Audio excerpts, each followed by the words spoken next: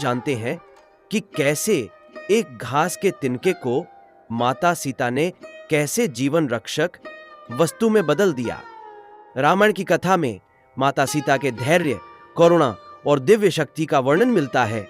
जब रावण उनका हरण करके लंका ले गया, तब वे अशोक वाटिका में रहीं।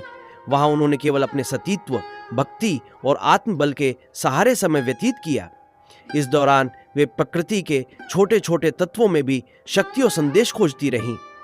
एक प्रसिद्ध कथा के अनुसार माता सीता ने एक साधारण घास के तिनके को अपनी आस्था, शक्ति और दिव्य दृष्टि से जीवन रक्षक वस्तु में बदल दिया। जब रावण ने सीता जी को अपनी रानी बनने के लिए कहा, तब उन्होंने स्पष्ट रूप से उसे अस्वीकार कर दिया और अपनी मर्यादा में रहते हुए उसका विरोध किया। रावण उनके पास आने की कोशिश करता था, लेकिन सीता जी ने उसके और अपने बीच एक घास का तिनका रख दिया।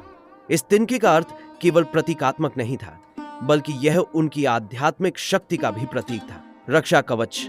माता सीता के स्पर्श और शक्ति से वह साधारण तिनका एक अदृश्य सुरक्षा कवच बन गया।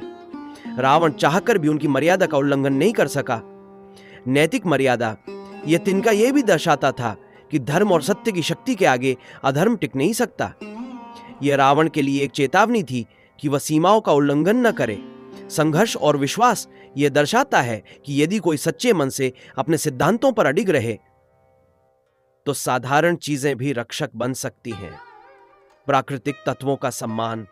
माता सीता ने दिखाया कि प्रकृति में प्रत्येक वस्तु में शक्ति होती है।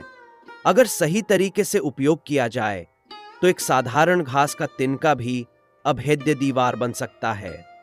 यह कथा हमें सिखाती है कि शक्ति केवल हथियारों में नहीं होती, बल्कि आत्मबल, विश्वास और सच्चाई में भी होती है।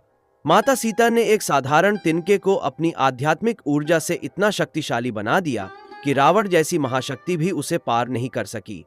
इससे यह भी शिक्षा मिलती है कि धर्म और सच्चाई की राह पर चलने वालों की रक्षा स्वयं प्रकृति और ईश्वर करते हैं। इस प्रकार माता सीता ने एक साधारण घास के तिनके को अपने दिव्य तेज और आत्मबल से जीवन रक्षक कवच में बदल दिया, जो हमें साहस, विश्वास और सच्चाई की शक्ति का पाठ पढ़ाता है। आप सभी को कहानी अच्छी लगे तो हमारी चैनल को लाइक एंड सब्सक्राइब करें और नई कहानी के हमें कमेंट्स करें।